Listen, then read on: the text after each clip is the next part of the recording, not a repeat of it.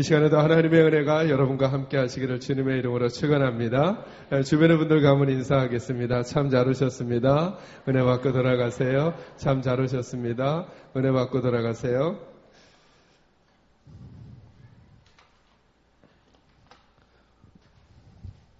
제가 글씨를 작게 쓸지 모릅니다. 그러면 멀리 계신 분들은 안 보이실지 모르니까 왜 글씨를 작게 쓰는지 제 의도를 이해하시면 바로 행동에 옮겨주시면 되겠습니다. 잘 보이시죠? 뒤에서도? 네, 잘 안 보이시면 말씀 중에도 가까이 오시면 좋을 듯 싶습니다. 여러분, 하나님께서 이스라엘 백성들을 어디에서 건져내셨죠? 이스라엘 백성들이 어디에 살고 있었죠? 애굽에서 살고 있었죠. 그죠? 애굽에서 건지셔서 어디로 데리고 가시길 원하셨어요? 가나안으로 데리고 가기를 원하셨죠. 그죠? 그러니까 저와 여러분이 이런 생각을 해보셔야 해요. 하나님께서 우리를 구원하신 목적이 무엇인가를 한번 생각해 볼 필요가 있어요. 그죠? 여러분, 이 그림을 가지고 이렇게 설명해 볼까요? 하나님께서 이스라엘 백성들을 구원하신 목적이 애굽에서 나오는 것일까요? 아니면 가나안에 들여보내는 것이 목적이실까요? 어떤 게 하나님께서 최종적으로 가지고 계신 목적일까요? 자, 애굽에서 나오는 게 목적이다. 아니면 가나안에 들어가는 게 목적이다. 궁극적으로는 가나안에 들어가게 하시는 것이 하나님께서 가지신 목적이에요. 근데 많은 그리스도인들이 어디에서 머물러 있는 현상이 많으냐 하면 어디로부터 나왔는가에만 마음을 많이 써요. 그러니까 나오기는 나왔는데 아직도 하나님께서 원하시는 삶으로 들어가지 않았으니까 여전히 우리의 삶이 어떤 삶이 되느냐 하면 광야와 같은 삶이 되는 거예요. 그죠? 광야와 같은 삶을 살아가다가 보니까 이스라엘 백성들이 광야에서 보였던 가장 본질적인 특징이 있어요. 가장 본질적인 특징. 그게 뭐냐 하면 어렵고 힘든 일을 만나면 어디로 돌아가고 싶어요?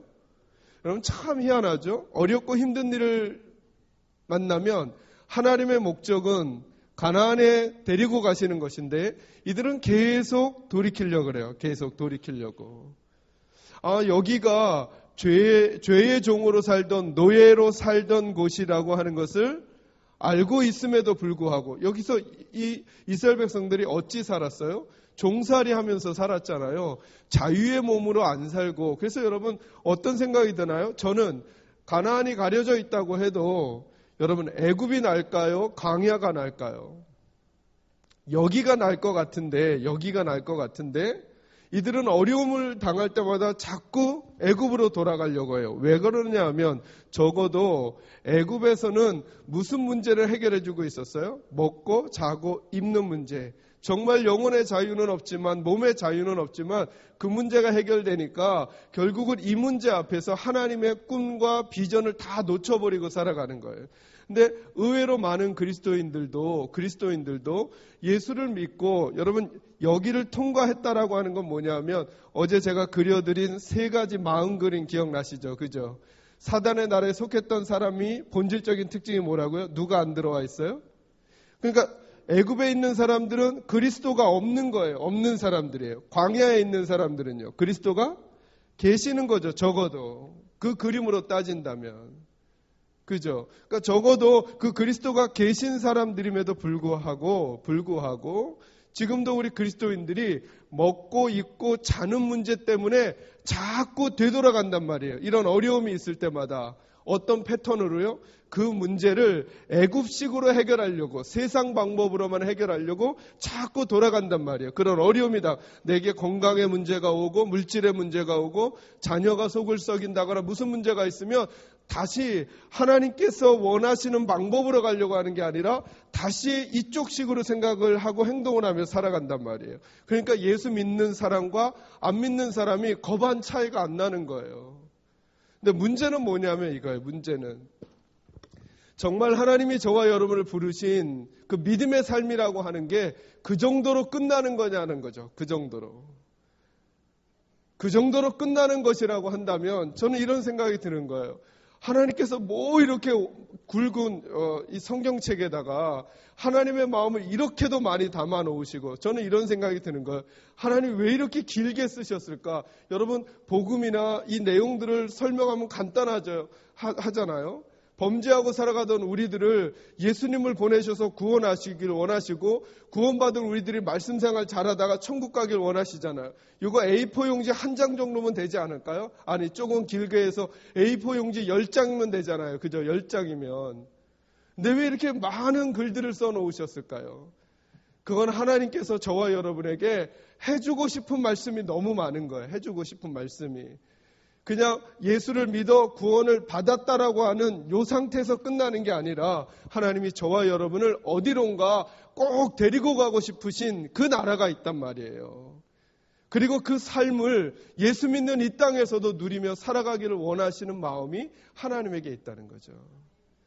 그러니까 저와 여러분이 여기 나오셨죠? 그죠? 애굽은 나오신 거죠, 지금. 혹시 안 나오시는 분이 계신다면 이번 집회를 참여하시면서 일단 내 마음속에 예수 없으신 분들은 예수님을 초청하셔야 되었고, 그러면 저희 교회는 확신반이라고 하는 성경 공부반이 있어요. 혹시 낙원교회도 혹시 있으신가요? 그러시군요.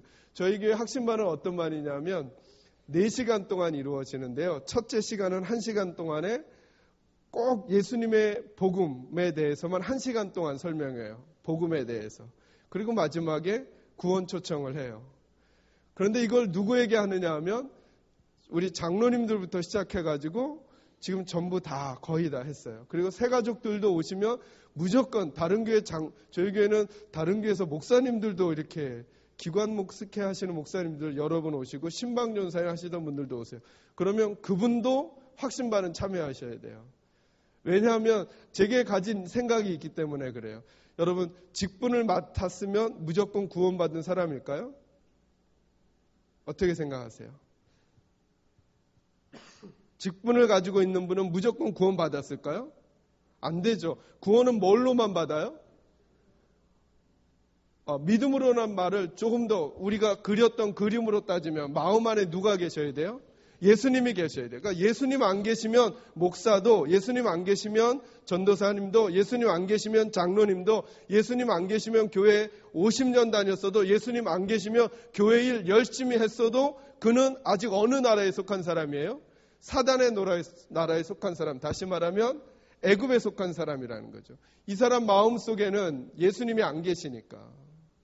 그러니까 적어도 어느 사람은 돼야 되느냐 하면 예수님이 들어와 있는 사람은 돼야 돼요. 아직 예수님이 내 마음에 왕의 자리에 앉아 계시지 않을지라도 예수님이 내 마음에 들어와 있는 사람은 돼야죠. 저는 오늘 이 자리에 계신 분들 중에는 한 분도 예수님이 마음 바깥에 있는 분이 없기를 간절히 소망합니다. 네. 예수님은 일단 마음속에 들어와 계셔야 돼요. 애굽은 나와 있어야죠. 애굽은 나와 있어야죠. 애굽은 나와 있어야죠. 이런 우리들에게 하나님께서 원하시는 모습이 있는데 그게 뭐냐 하면 예수님의 마음 중심에 계시고 내가 예수님의 발 아래에 있는 삶을 원하시는 거예요. 근데 이게 생각보다 쉽지 않다 그랬잖아요. 그죠? 그래서 이제부터 애굽에서 나온 이상, 구원받은 이상, 이때부터 하나님이 원하시는 모양까지 갈 때까지는 우리가 해야 할 일이 있는 거예요. 그죠? 뭘 해야 된다고요? 내가 내려가고 누가 올라와요? 예수님이 올라오셔. 이거를 믿음으로 어떻게 표현했죠? 믿음이란 뭘 끄집어내고요? 다시 믿음이란 내 생각을 끄집어내고 뭘 집어넣어요? 왜냐하면 여러분 말씀을 한번 찾아보세요. 누가복음 6장 45절 한번 찾아보세요.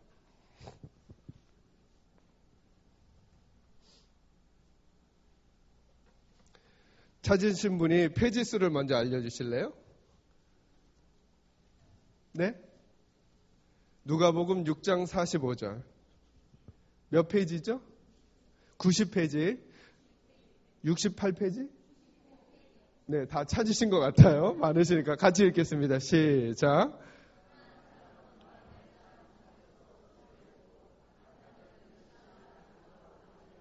네, 너무 감사하게도 여기다 써 있네요. 그죠?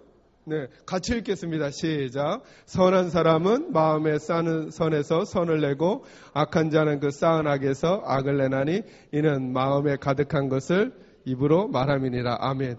여러분, 사람은 이렇게 살아간대요. 사람이 어떤 말을 하잖아요. 그래서 말은 그냥 말이 아니라 그 말은 그 사람이에요. 왜냐하면 말은 어디서 나온다고요? 마음에서 나오기 때문에 그래요. 그러니까 여러분, 부정적인 말을 하는 분은요, 그분이 부정적이라서 그래요. 아닙니다, 목사님. 저는 그 사안이 잘못됐기 때문에 거기에만 그렇습니다. 아니요. 그분은 매사를 그런 시각으로 봅니다. 왜요? 성경이 그리 말하니까. 입으로 나오는 것은 어디에 가득한 걸 내는 거라고요? 마음에 가득한 걸 내는 거예요. 마음에. 그러니까 오로라 공주를 많이 본 분은 툭하면 오로라 공주 얘기하게 된 거예요. 왜 그럴까요? 오로라 공주를 많이 마음에 담아 놓았으니까. 야구를 좋아하는 사람은 다른 집사님 만나면 야구 얘기를 많이 하게 돼 있어. 할 말이 너무 많아요. 어머니 생신은 까먹어도 야구팀 성적은 안 까먹는 거예요. 그 얘기를 하는, 왜요? 마음에 그걸 많이 담아놨으니까. 여러분, 하루를 생활해 가면서 여러분이 하나님 얘기를 지치지 않고 재밌게 하고 계신지 한번 생각해 보세요. 왜 안 하느냐 하면 내 마음속에 쌓아놓은 게 많이 없기 때문에 그래요. 쌓아놓은 게. 여러분, 전도를 누가 잘할까요? 전도를. 전도 훈련을 많이 받은 사람, 아니면 하나님을 만난 감격이 있는 사람, 어떤 사람이 더 잘할까요? 하나님이 얘기할 게 많은 사람은 전도를 하게 돼 있어요. 그렇지 않아요? 여러분, 맛있는 음식점 가보신 데 어디 계세요? 혹시? 여러분, 이쪽 주변에 순댓국 잘하는 데 혹시 있나요? 만약에 제 이 질문에 대해서 아시는 분이 있으면 그 얘기 하실 거예요. 목사님, 저기 진짜 순댓국 잘해요라고 말을 하게 돼요. 왜냐하면 내가 그 맛을 알고 있으니까. 그러니까 하나님을 많이 만난 사람은 하나님 얘기를 하게 돼 있어요. 그래서 저와 여러분은 쌓은 선에서 선을 내고, 그러니까 무슨 말이죠? 들어간 것이 나오게 돼 있단 말이에요. 들어간 것이. 그러니까 저와 여러분에게서 하나님의 힘, 하나님의 영향력이 나가려면 우리에게 하나님의 것이 들어와 있어야 돼요. 근데 우리에게는 지금까지 우리가 어디서 살아왔냐 하면 우리가 애굽에서 살아온 사람들이기 때문에 애굽 것이 많이 들어있단 말이죠. 애굽 것은 다시 말하면 세상의 패턴을 말하는 거예요. 그렇죠? 그러니까 이것을 끄집어내고 하나님의 것을 집어넣는 작업을 하는 장소가 어디냐면 광야인 거예요. 광야. 그래서 여러분, 출애굽기에 보면 애굽에서 나온 다음에 하나님께서 모세를 한 산으로 부르시죠. 그죠? 신의 산으로 부르시죠. 신의 산으로 부르신 다음에 거기서 주시는 게 두 가지 있어요. 뭘 주셨죠? 십계명. 또 하나는? 십계명밖에 안 주신 것 같은데 뭘 주셨다는 거지? 하나를 더 주세요. 그게 뭐냐 하면 성막이에요. 성막. 기억하시죠? 성막을 어떻게 지으라고 명령하셔서 성막을 짓게 하셔요. 그래서 신의 산에서 성막과 또 하나 뭐 주셨다고요? 십계명을 주셨어요. 이게 뭘 의미하는 거냐면 하나님께서 애굽에서 우리를 건져내어서 가나안으로 들어가게 하실 때까지 절대로 이것을 통해서 돌아가지 말고 하나님이 넣어주시려고 하는 그 힘을 받아 이곳까지의 여행을 잘 해가라는 거예요. 그럼 이 성막과 십계명이 뭘 의미할까요? 아주 본질적인 의미로는 성막에서는 어떤 일이 일어나는 거죠? 제사를 드리죠. 그건 본질로 가는 과정인 거죠. 제사를 드려서 어떻게 되는 거죠? 누구를 만나요? 하나님의 임재를 경험하는 거예요. 하나님의 임재를. 그러니까 예배도 마찬가지예요, 여러분. 예배의 본질은 뭐냐 하면 예배를 드리는 게 아니죠. 예배의 본질은 누구를 만나는 거예요? 하나님을 만나는 거예요. 그러니까 만약에 내가 예배를 드렸는데 하나님을 만나지 않고 돌아갔다, 그러면 그건 예배를 드린 게 아니란 말이에요. 우리 첫날부터 계속 얘기하잖아요. 나는 예배를 드렸다고 생각하는데 하나님은 그게 예배가 아니라는 거예요. 왜냐하면 성막의 본질은 뭐냐면, 그래서 성막에 들어가서 제사를 드리는 사람들은 항상 하나님의 임재를 경험하는 거예요. 번제단에서 번제를 드리는 사람들은 항상 하나님의 불이 임하여 죄사함을 받고 돌아가요. 하나님의 임재를 받고 돌아가요. 하나님의 임재를 받고. 그러니까 이 광야에서 다시 옛날로 돌아가지 않으려면 뭐가 살아야 되느냐면 예배가 살아야 돼요. 그런데 예배는 드리는 형식으로 설명하는 게 아니라 하나님과의 만남, 하나님의 임재를 경험하는 거예요. 하나님의 임재를. 제가 조금 뒤에 말씀드리려고 했던 것인데 미리 말씀을 드릴게요. 그래서 우리가 바꿔야 될 생각 한 가지가 뭐냐면 질문이에요. 여러분이 답해 주세요. 예배는 드리는 걸까요? 예배는 받는 걸까요?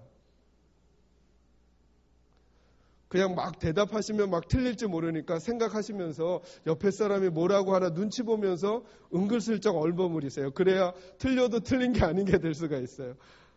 예배는 드리는 걸까요? 받는 걸까요? 여러분, 예배는 드려야 해요? 아니면 받아야 해요? 대답해 놓으셨죠? 이제 우리는 믿음이 뭐라 그랬죠? 내 생각을 끄집어내고 하나님의 생각을 넣는 거예요. 제 설명을 잘 들어보세요. 여러분, 예배를 드리는 거라면 제가 이제 저희 교회 처음 담임 목사를 왔을 때 저희 교회가 한 600명이 조금 넘는 인원의 어른들이 참여하는 교회였어요. 근데 그 규모의 교회라 그런지 절 찾아오는 목사님들이 많으신 거예요. 특히 연말쯤 되면 목사님 이렇게 좀 도와주십시오. 이런 단체인데 후원해 주십시오. 그러는 거예요. 근데 여러분, 저에게 도움을 청하러 오신 분들마다 자세가 고자세였을까요? 저자세였을까요? 왜요? 도움을 받으셔야 하니까. 만약에 도움을 주는 사람은 저자세가 될까요? 아니면 고자세가 될까요? 여러분, 드리는 사람은 고자세가 될까요? 저자세가 될까요? 드리는 사람이. 내 걸 지금 하나님께 줘야 되는데. 저는 어떤 생각을 하느냐면 오늘날 우리들의 예배가 능력을 잃어버린 이유가 뭐냐면 내가 하나님께 드린다고 생각하는 거예요.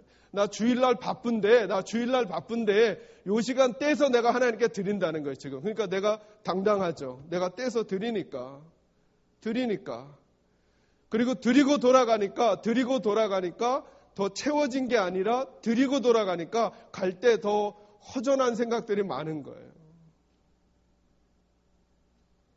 저는 저와 여러분이 예배이든 기도이든 어떤 것이든지 간에 그 본질의 의미를 우리가 알고 있던 단어의 의미가 아니라 성경이 말하고 있는 의미로 한번 생각해 보자는 거예요.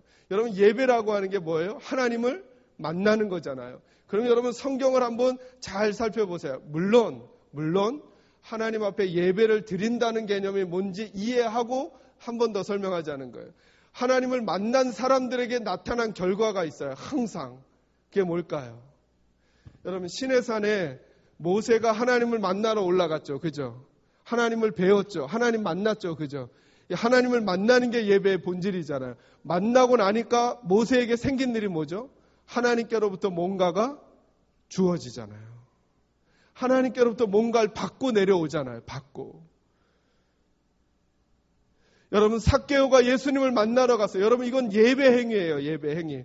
하나님, 예수님 없으면 나 못 산다라고 생각하고 예수님 만나러 간 거예요. 예수님 만나니까 예수님께로부터 그가 축복의 말씀을 듣잖아요. 여러분, 예배의 본질은 받는 것이어야 해요. 받는 것. 오늘 저와 여러분의 믿음의 삶이 왜 힘을 다 잃어버렸는가? 주일날 예배를 드리고 새벽 예배를 드리고 수요 예배를 드리고 내가 하나님께는 드렸어요. 내가 봉사를 드렸어요. 그런데 하나님께로부터 내가 받는 것이 없다라고 느낄 때 내 삶에 힘이 없는 거예요. 여러분, 오늘 새벽에 나눴던 팔복의 첫 번째 복이 뭐였죠? 심령이 어떤 사람이요? 가난한 사람. 가난하다는 게 뭐죠? 가난하다는 게 이게 우리의 마음이면 가난하다는 게 뭐죠? 마음이 가난한 사람은 마음에 뭐가 있다는 거예요? 없다는 거예요? 없다는 거죠. 여기가 채워져야 한다는 거예요. 그런데 이 마음을 세상의 가난함이 아니기 때문에, 물질의 가난함이 아니기 때문에 돈이나 명예나 지식이나 건강으로 채울 수 있는 부분이 아니라 이 부분은 오직 누구로만 채울 수 있다고요? 하나님으로만 채워져야 하는 공간을 가지고 살아가는 사람들. 우리 심령이 가난한 사람이라는 거예요. 그러니까 이 사람은 하나님 없이는 못 산다는 거예요. 왜요? 가난하니까, 채워져야 하니까. 그러니까 이는 예배를 나오면서도 하나님 앞에 하나님이 채워주지 아니하시면 나 못 살아요. 이렇게 하는 사람, 이 사람의 예배가 진짜 예배라는 거예요. 솔로몬이 1,000번제를 드리죠. 드린 것으로 끝났나요? 받았나요? 끝이 어떻게 나나요? 받은 걸로 끝이 나나요? 드린 걸로 그냥 끝이 나나요? 받는 걸로 끝이 나요. 하나님께서 전과 후에 없었던 지혜로 그에게 허락해 주세요. 예수님에게 찾아 나온 사람, 첫째 날 나누었던 그 벙어리 귀신 들린 아이를 데리고 나온, 예수님께 나왔잖아요. 예수님께 나온다, 예수님을 만났다. 이게 예배의 본질적인 의미거든요. 예수님을 만나니까 어떤 일이 생겨요? 아이가 병고침을 받아요. 귀신이 내쫓김을 당해요. 여러분 이런 생각을 해보세요. 그러니까 하나님께 나올 때랑 돌아갈 때 이 사람들이 같았을까요? 달랐을까요? 다르죠. 모세가 시내산에 올라갔다가 내려올 때 성막을 어떻게 지어라 말씀하시는 그 하나님의 인재에 대한 말씀과 십계명을 들고 내려올 때 올라갈 때 모세랑은 전혀 다른 태도로 내려오게 되는 거예요. 왜요? 왜 달라졌죠? 뭐 때문에? 받았으니까. 누구로부터? 하나님께로부터. 그죠? 예수님에게 나와왔던 아이를 데리고 왔던 그 아버지가 예수님께 갈 때의 모습하고 올 때의 모습은 전혀 달랐겠죠, 여러분. 우리가 성경에 기록하고 있지 않으니까 생각 안 해보죠. 어떻게 돌아갔을까요? 아마도 예수님께 나올 때는 아마도 걱정 반, 기대 반 이런 마음으로 나왔을 거예요. 정말 될까? 이 아이를 말도 안 통하고 어찌 할 수도 없고 자기 몸을 함부로 하는 애를 억지로 끌고 예수님께 나오면서 그는 아마 수심에 찬 혹은 기대 반, 염려 반으로 나왔어요. 그래서 돌아갈 때는 어떻게 갔을까요? 아마 룰루랄라 하면서 가지 않았겠어요. 올 때 보던 길거리의 꽃이 갈 때는 다르게 보였을 거예요. 아니, 올 때는 꽃을 보지도 못했을 거예요. 하늘이 어떤지 살필 생각도 못했을 거예요. 그런데 예수님 만나고 받고 돌아가니까 세상이 달라 보이는 거예요. 여러분, 우리 이런 얘기 많이 들었잖아요. 우리 어른 선배님들에게. 하나님 만나고 예배당에서 걸어 나갈 때 새벽에 성경책을 들고 집으로 가는데 새소리가 다 천사의 소리 같고 하늘이 노래를 하는 것 같고 나무가 노래를 하는 것 같다는 그런 느낌들 들어보세요. 왜 그분이 그렇게 되셨을까요? 드렸기 때문일까요? 받았기 때문일까요? 우리는 얼마나 많이 드려요, 여러분? 얼마나 매주 예배를 드려요? 문제는 내가 받았는가 하는 거예요. 저는 여러분들이 하나님 앞에 심령이 가난해지기를 주의 이름으로 축원합니다.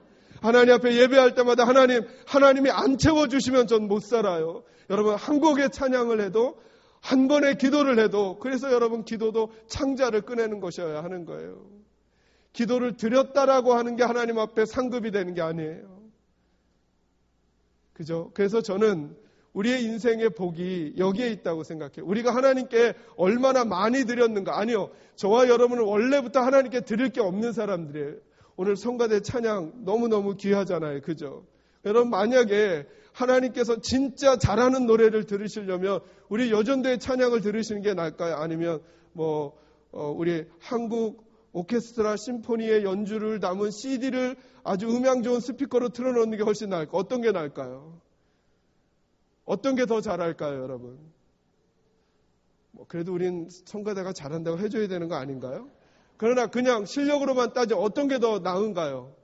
그게 훨씬 낫잖아요. 근데 왜 우리는 그 찬양을 듣고 있는 거죠? 왜 우리는 하나님께 그 찬양을 드리는 거죠?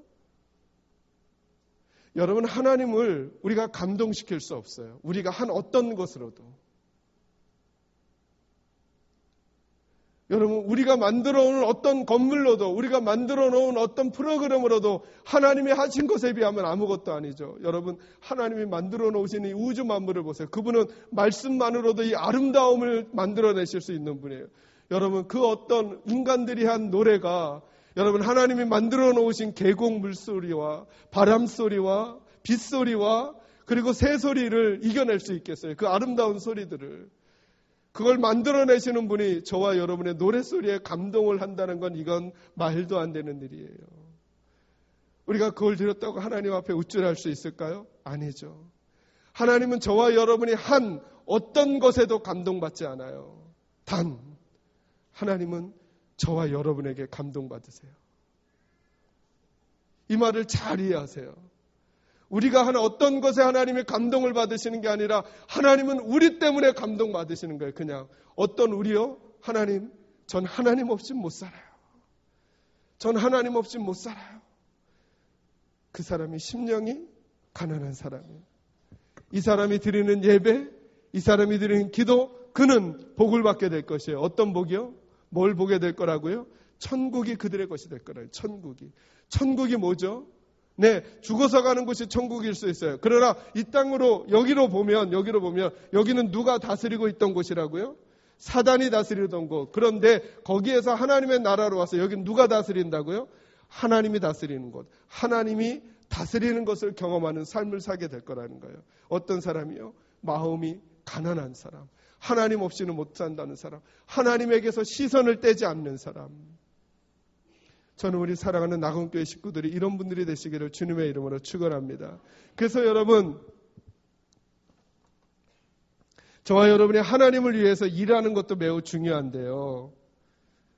더 중요한 게 있어요, 여러분. 질문 또 드리겠습니다. 여러분, 홍해를 가른 사람이 누구죠?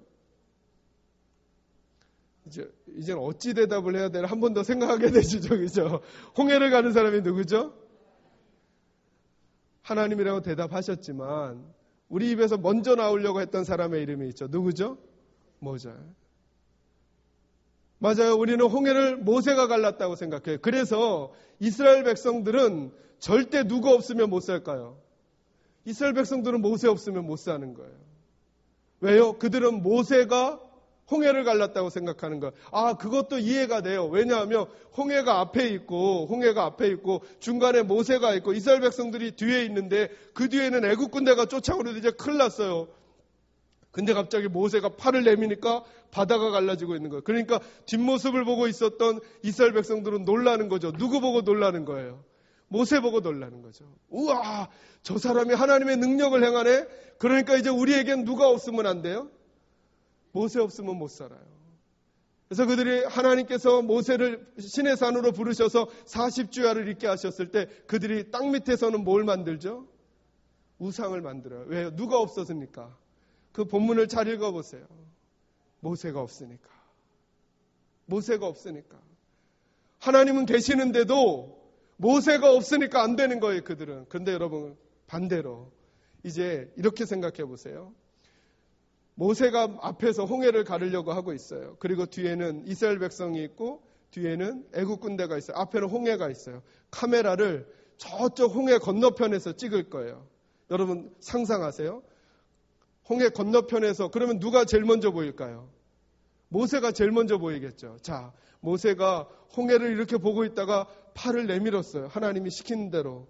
그때는 홍해가 갈라지고 있어요. 자, 모세의 얼굴을 클로즈업 할 거예요.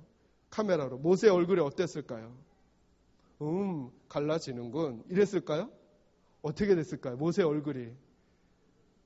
여러분 상상력을 한번 발휘해 보세요. 모세의 얼굴이 어땠을까요? 저는 아마 입이 떡 벌어졌을 것 같아요. 여러분 한번 생각해 보세요. 홍해는 너무 크니까 석촌호수에 가서 여러분이 해보는 거예요. 여러분이 팔을 딱 내밀었는데 석촌호수가 갈라져요. 여러분 어떡하시겠어요? 여러분 마음이 어떻겠어요? 아마 마음이 터질 것 같을 거예요. 그죠? 이스라엘 백성들이 모세의 이 앞얼굴을 못 본 거예요. 여러분 그 홍해 사건을 경험하면서 모세는 무슨 생각을 했을까요? 이스라엘 백성들과는 전혀 다른 생각을 하지 않았을까요? 이스라엘 백성들은 누가 없으면 못 살아요? 모세 없으면 못 살아요. 모세는요, 무슨 생각을 했을까요? 난 이 하나님 없으면 못 살아, 앞으로. 난 이 하나님 없으면 못 살아. 그리고 나서 여러분 출애굽기 민수기를 읽어가 보세요. 모세는 가면 갈수록 이상한 사람이 돼요. 여러분 모세는 아주 성깔이 있었던 사람이거든요. 어떤 성깔이 있었느냐 하면 여러분 생각해 보세요. 모세가 원래는 그의 직위가 뭐죠? 애굽에서 살 때? 애굽의 왕자였어요. 여러분 그걸 염두에 두세요. 애굽의 왕자인데 하루는 히브리 사람하고 애굽 사람하고 말다툼을 하는데 그 말리다가 누구를 때려 죽였어요? 애굽 사람을. 그래서 바로 왕이 아니까 그게 두려워서 도망자가 됐어요. 여러분 잘 생각해 보세요. 한 번만 더. 그 사람의 직위가 뭐라고요? 왕자예요, 왕자. 오늘날도 아니고 옛날 왕자가 싸움 말리다가 어쩌다가 애굽 병사 하나 죽였어요. 애굽 사람 하나 죽였어요. 그럼 왕에게 이렇게 말하면 안 돼요?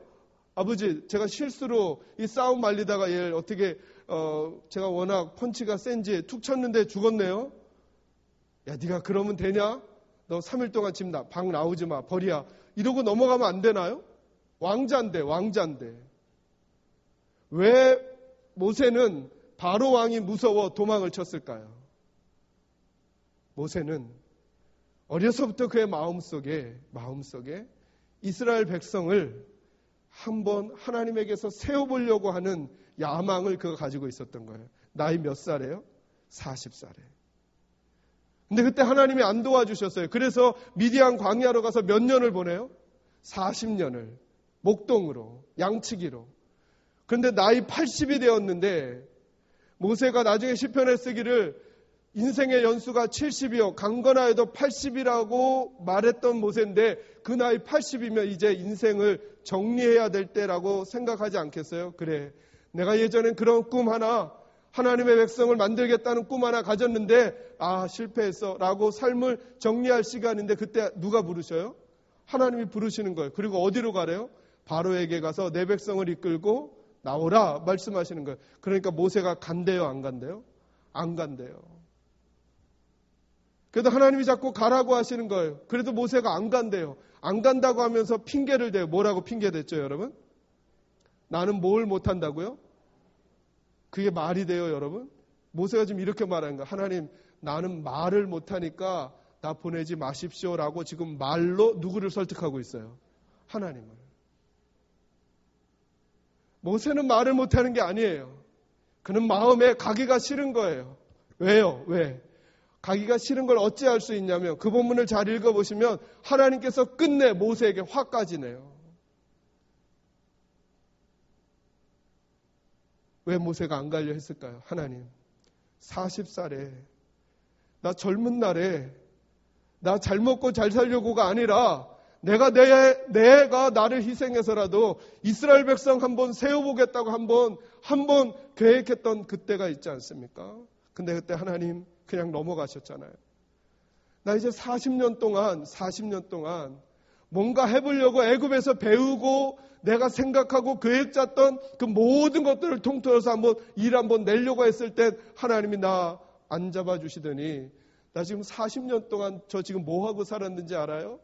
나 40년 동안 양만 치고 살았어요. 저는 이제 능력 없어요. 근데 이제 와서 나보고 그 일을 하라고요? 저 못 가요. 안 가요. 하나님 앞에 대들고 있는 거예요, 지금. 모세는 하나님이 부르셨을 때 순종해서 간 사람이 아니에요. 하나님이 화를 내고 너 말 못해? 그래, 그럼 내가 아론을 붙여주마 해서 하나님이 설득해서 그 일을 시작한 사람이에요. 그런데 홍해 앞에 섰을 때 그런 내가 팔을 내미니까 홍해가 지금 갈라지고 있는 거예요. 와, 여러분 이 생각을 해보세요. 모세의 가슴은 어땠을까요? 그는 점점점 어떻게 고백하느냐 하면 하나님이 안 올라가. 아니 모세야, 내가 내 천군 천사를 보내. 아니요, 그래도 안 돼요. 전 하나님이 같이 가셔야 해요. 하나님이 같이 가셔야 돼요. 우리는 때로 하나님이 주시는 복이 더 빠르잖아요. 근데 모세는 어떤 사람이 자꾸 돼가냐 하면 아니요, 하나님이 주시는 어떤 군대, 어떤 무기, 어떤 전략 말고요. 하나님이 나랑 같이 가주세요. 하나님이 나랑 같이 가주세요. 하나님이. 그런 사람이 되어버리고 말았어요. 모세는 왜 그렇게 됐을까요? 자기가 하나님을 위하여 일하는 것보다 하나님이 나를 위하여 일하는 것을 보았기 때문에 그런 거예요. 저는 우리 낙원교회가 그런 교회가 되기를 원해요. 우리가 하나님을 위해서 열심히 일해야죠. 그러나 그것보다 더 중요한 게 있어요. 하나님이 나를 위해서 일해 주시는 걸 보며 살아가는 거죠. 네, 우리가 예배 드리는 것도 중요해요. 그런데 그 예배 시간에 하나님이 찬양 가사를 통해 나를 만져주시고 말씀을 통해 나에게 역사해 주시고 기도하는데 눈물을 주시고 기도하는데 감격과 회개와 돌이킴을 주시고 찔림을 주시고 용기를 주시고 소망을 주시는 일을 내가 받아야만 나가실 때 힘이 생긴다니까요. 여러분 이해되셔요? 이 복을 누가 받느냐 하면 심령이 가난한 사람. 여러분 심령이 부자인 사람은 돈이 많다고 심령이 부자가 아닌 거예요. 하나님으로 채워지지 않아도 된다라는 생각으로 예배하고 하나님이 채워지지 않아도 된다는 식으로 기도하고 하나님이 채워주지 않아도 된다는 식으로 찬양하는 사람들. 그들은 가난하지 않은 거예요. 그들은 가난하지 않은 거예요. 저는 우리 사랑하는 낙원교회 식구들이 심령이 가난한 분들이 되시기를 주님의 이름으로 축원합니다. 그래서 모세가 점점점 가면 갈수록 하나님 없이는 못 산다고. 그래서 여러분, 하나님께서 아브라함에게도 이렇게 말씀하셔요. 아브라함에게도 창세기 15장 1절에 보면, 요즘 성경 전에 개혁판에는 특히 더 그렇게 잘 설명해 주셨어요. 아브라함에게 하나님 뭐라고 말씀하시냐면, 아브라함아, 내가 너의 복이다. 내가 너에게 복을 줄 것이다를 넘어서서 하나님은 뭐라고 말씀하시느냐 하면, 아브라함아, 내가 너의 복이다. 이렇게 말씀해 주세요. 여러분, 이것을 잘 배운 믿음의 후배가 누구냐 하면 다윗이에요. 다윗은 이렇게 말하기 시작하시죠. 하나님이 내게 목자를 보내주실 거야. 이렇게 말하지 않아요. 하나님이 나의 목자시다. 이렇게 말해요. 하나님이 나의 힘이시다. 그분이 그냥 힘이라는 거예요. 그분이 주시는 어떤 것이기 전에 그분이 나의 힘이시라는 거예요. 여러분에게도 그러하시나요? 저는 오늘도 하나님이 아니면 채워질 수 없는 존재가 우리들임을 인정하고 그 하나님 앞에 심령이 가난해지시는 저와 여러분이 되시기를 주님의 이름으로 축원합니다. 그래서 하나는 시내산에서 성막을 주시고 하나는 뭘 주셨다고요? 십계명. 이거는 하나님의 임재를 가리키는 거라면 십계명은 뭘 가리키는 걸까요? 말씀을 가리키는 거죠. 말씀을. 그러니까 애굽에서 나와서 가나안에 들어갈 때 우리가 올곧게 계속 붙들고 있어야 될 게 뭐냐면 이거예요. 임재와 말씀, 임재와 말씀, 임재와 말씀. 이걸 신약식으로 표현하게 되면 여러분, 예수를 믿는 사람에겐 항상 누가 들어와 계셔요? 예수님이 보내주신 분 있잖아요. 여러분, 성령님이 우리 바깥에 있어요? 우리 안에 계셔요? 우리 안에 계시다고 약속해 주셨어요. 그러니까 항상 하나님 임재라고 하는 게 뭐죠? 하나님이 우리에게 나타나시고 머무시는 거예요. 근데 예전에는 임재하셨다가 떠나셨는데 이제부터는 우리 안에 성령 하나님께서 장막을 틀고 사시겠다는, 이게 장막을 튼다는 게 뭐죠? 집을 짓고 사시겠다는 거예요. 다른 말로 하면 안 떠나시겠다는 거예요. 이번 집회 기간에 설명할 기회가 있을지 모르지만 여러분 꼭 믿으시기 바랍니다. 여러분 안에 성령이 계심을 믿으시기 바랍니다. 아무도 성령이 아니고는 예수 그리스도를 그 마음에 품을 수가 없어요. 성령께서 계셔야 해요. 그래서 내가 예수 그리스도를 영접했다면 우리에게는 성령이 지금 계셔요. 네. 그 성령님이 우리 안에 계시단 말이죠. 그러니까 항상 예수의 사람들은 뭘 의지해야 하느냐 하면 성령을 의지하셔야 돼요. 성령을. 말씀은 뭐죠? 말씀은 성경이죠. 성경. 우리에게 주어진 성경. 예수의 사람들이 이 땅을 하나님의 방법대로 살아가기 위해서 필요한 두 가지. 하나는 성령, 하나는 성경. 성경은 우리에게 뭘 가르쳐 주시느냐 하면 우리가 어떻게 살아가야 하는지를 알려주세요. 근데 문제는 때로는 이런 일이 우리에게 많아요. 어떻게 살아가야 하는지는 알겠는데 그게 잘 안 돼요.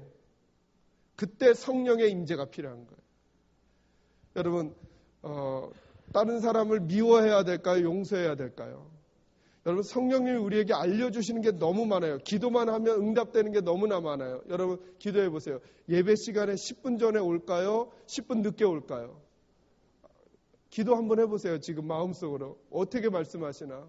성령님이 우리 안에 계시니까 우리에게 말씀해 주세요.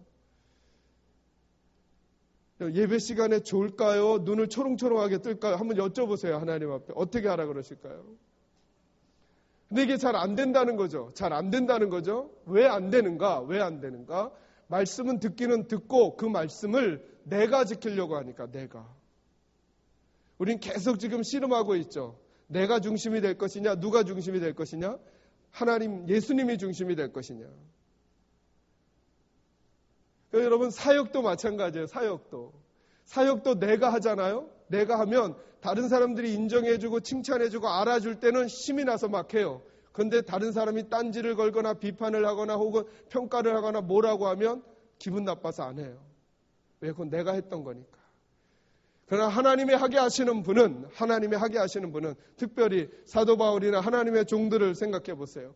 시련과 역경이 있음에도 불구하고 특별히 사도 바울은 마지막 삶을 살아가면서 지금 예루살렘으로 올라가면 분명히 고난을 당하고 어려움을 당할 것을 미리 성령님이 알려주셨음에도 불구하고 그 길을 걸어가요. 당당히 걸어가요. 왜요? 성령이 그를 사로잡고 있기 때문인 것이죠. 여러분 말씀을 듣고 그리고 저와 여러분이 성령 하나님께 사로잡힘을 받아야 돼요. 그래야 말씀이 내게 능력으로 나타날 수 있는 거예요. 저는 우리 낙원교회 식구들이 이 두 가지, 그래서 여러분 어떤 분들은 성령만 추구해요. 그러면 안 돼요. 성령만 추구하는 분들은 어떠기가 쉽냐 하면 뜨겁기만 한 거예요. 뜨겁기만 한 거예요. 뜨거우니까 여기저기 가서 불만 내고 다니는 거예요. 문제만 일으켜요. 왜요? 갈 방향을 제대로 거기까지 가면 안 되는 거거든요. 그렇게 하면 안 되는 거거든요. 예전에 제가 미국에서 돌아왔더니 저희 교회 집사님 한 분이 불을 받으셨나 봐요. 그러니까 방언의 은사를 막 받으셨대요. 이분이 이걸 주체 못하고 어떻게 하냐 하면 전화 걸어가지고 전화로 방언을 막 하는 거예요. 그러니까 이 받으신 분이 얼마나 놀랐겠어요. 제가 어렸을 때 예전에 요즘에도 그게 있는지 몰라요. 어렸을 때 그 학교 소집일이라고 있었어요. 방학에 가서 제가 인천에서 중학교를 다녔는데 이 중학생들이 얼마나 짓궂어요. 이렇게 학교 청소를 하다가 소집일에 청소를 하다가 쥐를 한 마리 잡았어요. 쥐를. 그러니까 짓궂잖아요. 그러니까 이 과학반에 있던 우리 친구 하나가 뭔가를 쥐한테 이렇게 쏟은 다음에 이렇게 불을 딱 켜니까 쥐에 불이 붙잖아요. 이걸 운동장에 풀어놓은 거예요. 그러니까 이 쥐가 얼마나 너무 뜨거우니까 여기저기를 막 다니는 거예요. 그냥 너무 뜨거우니까. 말씀 없이 불 받은 사람이 그와 비슷할 수 있어요. 뜨거우니까 이걸 막 어디서나 막 하는, 그 도리어 그 은혜 받음이 성령을 체험함이 도리어 교회에 덕이 되기보다는 해가 되는 경우들이 많아요. 왜 그럴까요? 어디까지 가야 하고 어디서 멈춰야 하고 하는 하나님의 말씀으로 성경으로 그 방법을 배우지 않았기 때문에 그래요. 반대로 말씀은 잘 배웠는데 성령이 뜨겁지 않은 분은 어떨까요? 이분은 사사건건 걸고 넘어가요. 왜요? 지식은 사람을 교만하게 하거든요. 성령 없이 말씀을 배우면 머리는 커졌기 때문에 판단은 잘해요. 몸은 안 움직이고 따뜻하게 가지는 않으면서 찬말 잘하고 공격하는 말 잘하고 시비 거는 말, 혹시 여기 안 계실까 봐 그냥 얘기하는 거예요. 그러기 쉬워요. 그래서 여러분 성령 하나님의 별명이 뭐죠? 성령 하나님 무슨 성령이죠? 진리의 성령님, 진리의 성령님. 진리가 말씀이잖아요. 말씀과 함께 가는 성령님. 그리고 여러분 에베소서에 보면 뭐라고 그러죠? 말씀을 가리켜서 우리의 많은 믿음의 전신갑주가 있는데 그 중에 한 가지 딱 공격 무기가 하나 있죠. 그죠? 그게 말씀, 하나님의 말씀. 그 하나님의 말씀의 별명이 뭐죠? 성령의 검. 그죠? 성령은 진리의 성령님, 말씀은 성령의 검. 성령과 말씀은 떨어질 수가 없단 말이에요. 같이 가셔야지. 그러니까 우리가 장로교회라고 차가우면 안 되는 거예요. 장로교회는 말씀에 집중 많이 해야 돼요. 네, 맞아요. 말씀 집중하시고 그 말씀 붙들고 뜨겁게 기도하셔야 돼요. 뜨겁게. 저는 뜨겁게 기도한 만큼 말씀을 읽으셔야 돼요. 말씀을 사모하셔야 돼요. 그래서 하나님의 인재와 말씀이 우리 마음을 채워갈 때 애굽에서 나온 이스라엘 백성들이 다시 돌아가려고 하지 아니하고 하나님이 가게 하신 그 여행을 걸어갈 수 있다는 거예요. 천국을 경험하면서. 오늘 저희가 두 번째 예수님의 팔복의 복을 나누려고 해요. 그건 뭐냐 하면 애통하는 자의 복이에요. 여러분 5장 4절을 여러분이 한번 읽어주시죠. 읽어주시겠습니다. 시작. 아멘. 자, 어떤 자가 복이 있다고요? 애통하는 자. 애통한다는 건 뭐죠? 자, 예수님은 지금 우리의 가치 기준을 바꾼다 그랬어요. 여러분, 우는 자가 복이 있어요, 없어요? 우리가 원래 생각하는 거. 여러분, 우는 게 복이에요? 웃는 게 복이에요? 그죠? 그러니까 이걸 웃어야 돼요? 울어야 돼요? 성경에서 우는 게 복이 있다고 그러고 세상은 웃는 게 복이 있다고 그러고 그래서 막 억지로 막 웃으면 복이 와요. 뭐 이런 프로도 있었잖아요. 그죠? 뭐 테라피 중에도 웃음 테라피라는 게 있대요. 이렇게 자꾸 웃으면 얼굴 근육도 막 웃을 때 얼굴 근육이 제일 많이 움직여진대요. 그래서 여러분 사실은 잘 웃으려면요. 웃을 때도 법칙이 있대요. 웃을 때도 얼굴이 웃으면 안 된대요. 여러분 옆에 분 보고 한번 웃어보세요. 심히 어색하시죠? 네. 왜냐하면 얼굴로만 웃으니까. 그런데 이렇게 웃어보세요. 이렇게. 어떻게 웃으시냐면 마음이 먼저 웃어보세요. 그냥 마음이 웃어. 그냥 마음이 여러분이 제일 좋아하는 사람이든지 누굴 먼저 생각하세요. 그리고 한번 웃어주세요. 옆에. 아직도 어색하신가요? 네.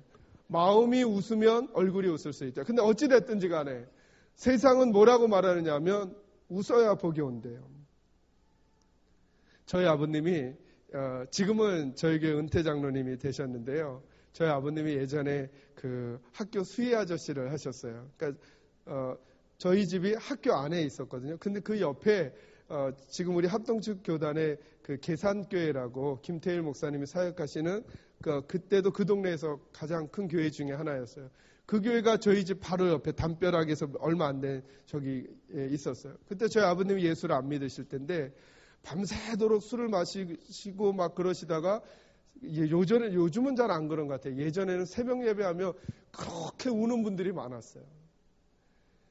너무 세게 우니까 저희 아버님이 약조하시고 가서 교회 문을 빡 차고 들어가셔서 하는 말이 이것들아 웃으면서 살아도 짧은 인생을 왜 이렇게 울면서 난리 법석이냐고. 전 지금 말을 순화해서 했어요. 아버님은 지자가 들어간 말도 하고 막 그러셨대요. 막 그러시는 저희 아버님. 저희 아버님은 우는 드라마도 못 보게 하시는 거예요. 왜 이 짧은 인생을 울면서 그렇게 징징 짜면서 저기 하려고 하냐는 거예요. 저희가 뭘 아버님에게 부탁해도 우는 소리를 하면 안 들어주시려고 그래요. 근데 희한하시죠? 주님은 우리에게 가치를 바꾸세요. 뭐라고 말하느냐 하면 애통하는 자가 복이 있나니 그가 위로를 받게 될 거래요. 그가. 다시 말하면 저는 이 말을 눈물이라고 바꿔드리려고 해요. 눈물이라고. 하나님은 눈물을 귀하게 여기세요. 눈물을.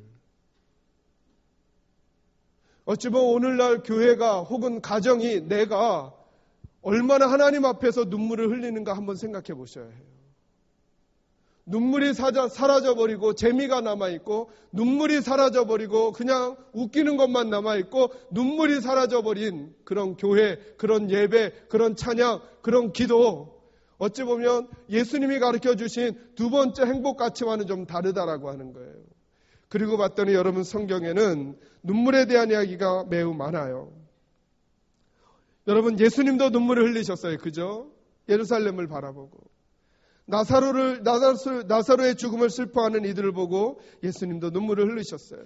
여러분 눈물의 선지자 하면 생각나는 사람이 있죠. 그가 누구죠? 예레미야 선지자. 그죠? 성경엔 눈물의 이야기가 너무나 많아요. 다윗은 침상을 적실 정도로 눈물을 흘렸대요.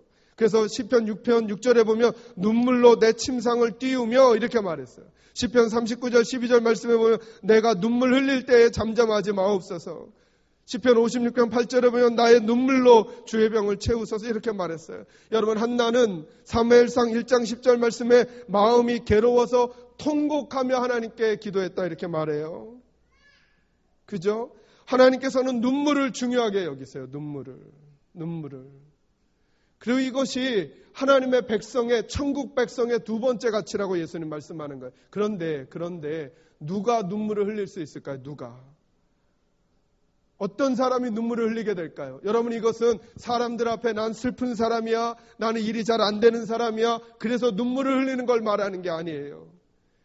그의 마음에 하나님이 안 채워주시면 안 된다라고 하는 하나님이 안 계시면 못 산다라고 하는 그 하나님만 바라보는 갈급함이 있는 그 사람은 하나님 앞에 나왔을 때 눈물이 아니고는 그것을 표현해낼 수 없는 사람이 되는 거예요.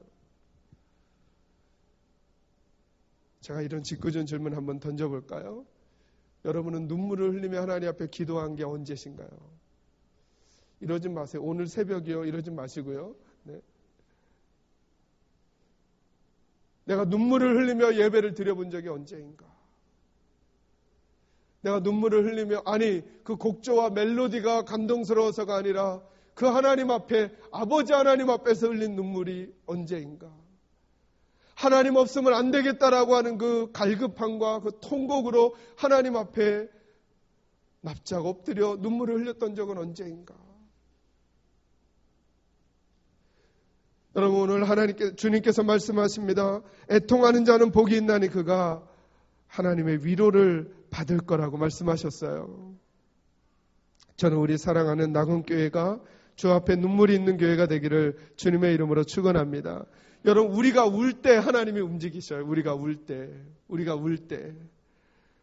우리의 눈물을 보시고 하나님이 움직이신단 말이죠. 여러분, 우리가 울 때 하나님의 가슴은 가만히 계실 수가 없는 거예요. 제가 자녀를 낳아보니까 그게 이해가 돼요. 자녀를 낳아서 키우다 보니까 학교 갔다 오는 이 녀석의 얼굴만 어두워도 이걸 가만히 있을 수가 없는 거예요.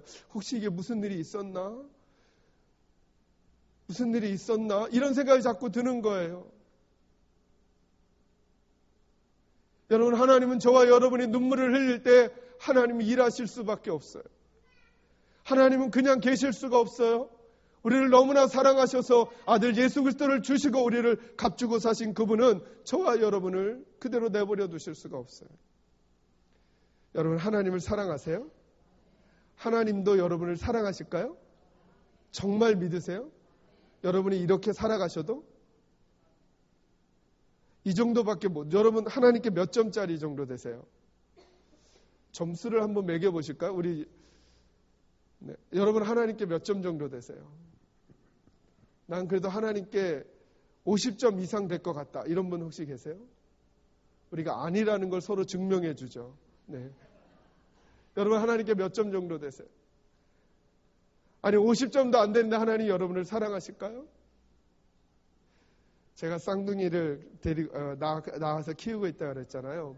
미국에 가기 전인데 한국은 확실히 아이들을 일찍 공부를 시키는 것 같아요. 저희 교회 집사님 중에 그 교습소를 하는 분이 계셨어요. 미국 가기 전에 두 아이를 보냈더니 4살인가 5살? 5살, 6살 됐던 것 같아요. 근데 받아쓰기를 두 놈이 같이 해온 거예요. 벌써 뭘 한글을 가르쳤는지.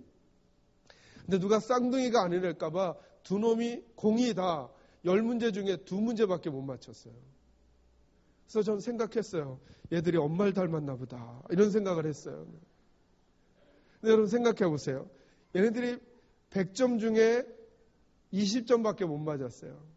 제가 이 아이들을 호적에서 파기로 결정했을까요? 너네 100점에서 20점 맞았으니까 너네 밥 굶어 이랬을까요? 아니면 그 아이들을 부둥켜 안고 또 언제 그랬냐는 듯이 또 같이 놀고 또 뒹굴었을까요? 저는 그 아이들을 사랑해요. 그렇기 때문에 20점 맞았다고 호적에서 파거나. 근데 우린 자꾸 그런 생각하는 거죠. 우리 스스로가 하나님 앞에서 내가 몇 점짜리 믿음 생활을 하고 있을까 생각하면 예배당에 나올 때마다 하나님이 나 안 사랑하는 거 아닐까? 여러분 자식은 참 희한하더라고요. 자식은 어찌 희한하냐면 그 아이가 문제가 생기면 생길수록 부모의 가슴에서 떨어지는 게 아니라 아프거나 문제가 생기면 점점점 부모의 가슴 속에 깊이 새겨지더라고요. 여러분 맞죠? 자녀는 참 희한해요. 자녀는. 아니 도리어 건강하게 공부 잘하고 잘 있으면 깜빡깜빡 잊고 살아갈 때가 있어요. 잘하니까. 그런데 이 아이가 아파요. 이 아이가 문제가 있어요. 뭔가 말썽을 피워요. 뭔가 염려가 돼요. 그러면 하루 종일 그 녀석이 가슴에 얹힌 것처럼 계속 있는 거예요. 여러분과 제가 문제가 있고 아픔이 있고 걱정이 있고 힘들어 지치고 넘어지고 있을 때 여러분 하나님이 우리들을 그 하나님의 가슴속 가장 중요한 부위에 하나님께서 우리를 품으시고 안고 계시고 계속 생각하고 계신다는 사실을 잊지 마시기를 주의 이름으로 축원합니다. 네. 하나님이 저와 여러분을 그리 사랑하시는 거예요. 그 하나님이 저와 여러분이 울 때 가만히 계실 수가 없는 거예요. 너희 짧은 세상 살면서 왜 울어? 야단치는 분이 아니라 우리들이 울 때 그분은 더 노심초사하시는 거예요. 여러분 이 말은 다른 사람들과 살아가면서 늘 그렇게 우리가 의기소침하고 풀죽어 있고 이렇게 살아가는 게 아니에요. 아니요. 전 거꾸로라고 생각해요. 사람들 앞에서는 우리의 슬픔을 당당히 이겨내며 살아갈 수 있어요. 그러나 하나님 앞에서는 내가 얼마나 연약한 존재인지, 내가 얼마나 심령이 비어있는 존재인지, 내가 얼마나 문제가 많은 존재인지를 있는 그대로 다 노출할 수 있어야 하는 거예요. 하나님, 제가 강한 척하고 살아왔지만 사실은 저 강하지 않습니다. 아니 어쩜 이젠 버티다 이제 더 이상 서 있을 힘조차도 없습니다. 하나님, 다른 이들에게는 말하지 못했지만 가정적으로, 물질적으로, 육체적으로 자녀 문제 때문에 하나님 사실은 제 마음이 다 갈기갈기 찢어졌습니다. 하나님 없인 저 못 삽니다 라고 하나님께 자신을 노출할 수 있는 그 사람이 하나님의 위로를 받게 될 거라는 거예요. 여러분, 우리에게 문제가 생겼을 때 다른 사람에게는 말하는 걸 잘해요. 근데 하나님께는 그걸 잘 안 하는 거예요. 하나님께는. 다른 사람에게는 하소연을 잘해요. 그런데 하나님 앞에는 잘하지 않는 거예요. 여러분, 눈물이 있는 사람은 연약해지는 걸 말하는 거예요. 그래서 저는 어찌 보면 그리스도인들의 싸움은 이기는 싸움이 아니라 지는 싸움인 거죠. 지는 거죠. 여러분 잘 생각해 보세요. 어떤 사람과 갈등이 생겼어요. 어떤 사람과 갈등이 생겼을 때 이기는 싸움을 한 사람은 하나님 앞에 기도할 때 눈물이 날까요? 안 날까요? 눈물이 안 나죠. 왜냐하면 할 말 다 해줬거든요. 우리 막 야구를 때 있잖아요. 그죠? 뭔가 말다툼을 하고 왔는데 집에 왔더니 생각이 나. 그때 그 말을 해줬어야 되는데 내가 왜 그렇게 말을 못했지? 막 아쉽고 막 내가 다시 만나면 그 말에 화살을 막 이런 마음 막 하잖아요. 그죠? 그래서 여러분 그 싸움에서 이긴들 하나님 앞에서 눈물이 날까요? 눈물이 나지 않아. 어떤 사람이 눈물이 날까요? 져준 사람. 나 아직 할 말이 많아요. 나 아직 할 말이 많아요. 그래, 그 사람의 잘못도 따질 수 있는 내게 힘도 있어요. 그런데 져주는 거예요. 입을 닫아버렸어요. 입을 닫으니까 어디가 터질 것 같아요. 가슴이 터질 것 같아요. 그래서 하나님께 무릎을 꿇으니까 뭐가 나오겠어요? 내 가슴에 창자가 다 나오는 거예요. 하나님 없이 못 살아요. 오늘날 우리 교회들이 왜 이렇게 힘을 잃어버렸을까?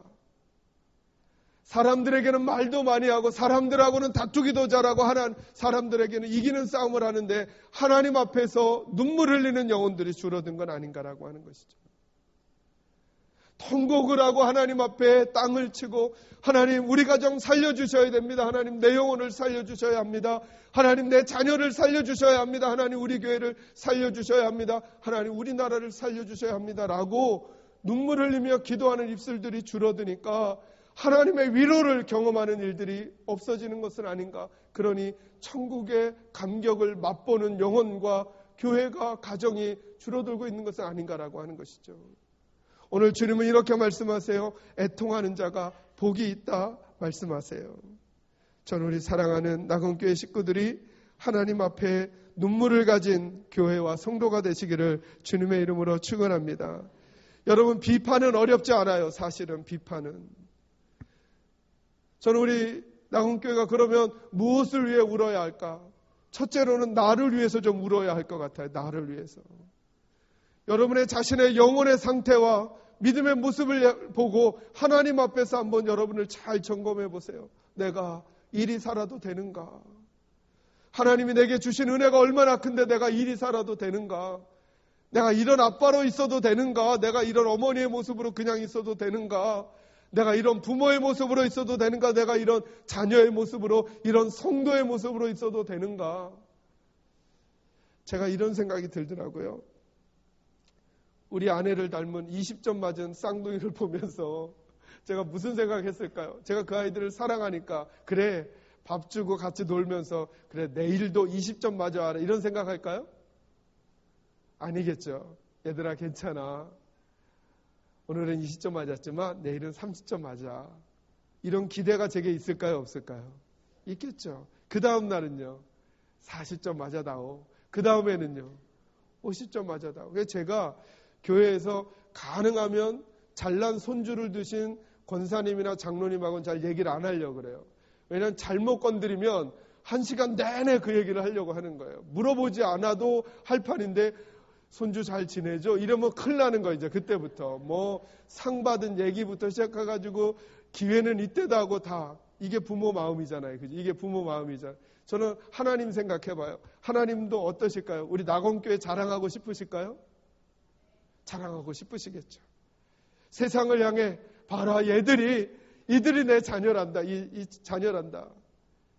마치 저처럼 지금은 20점이었지만 30점이 되기를, 50점이 되기를, 70점이 되기를, 극기야 90점이 되기를 기대하는 우리들의 부모의 마음처럼 우리 하나님도 여러분들이 그런 믿음의 삶을 몇 점이든지 간에 사랑하는 것을 거두지는 않으실 거예요.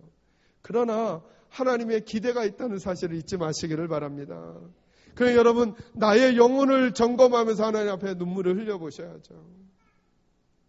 또 하나는 이웃을 바라보면서 눈물을 흘려야 되지 않겠습니까? 여러분 이웃이라 하면 누구를 표현하는 거냐면 나 말고 나 외에 모든 사람이 다 이웃인 거죠. 내 남편도 내겐 이웃인 거죠. 내 자녀도 내가 아니니까 이웃인 거죠. 그들의 영혼을 여러분 섬기고 계시나요? 그들의 삶을 하나님 앞에서 돌보고 계시나요? 우리 아이들이 좋은 학교 가는 것을 기대하기는 하지만 그 아이들이 하나님 앞에 서서 살아가는 아이들을 세워주기 위해서 기도하고는 계시나요? 그것 때문에 눈물을 흘리고는 계시나요? 심령이 가난해지지 아니하면 하나님이 없으면 안 됩니다라고 하는 마음이 없으면 교회는 잘 안 나와도 공부를 잘하는 내 아들 뿌듯한 느낌으로 전락하고 말 거예요.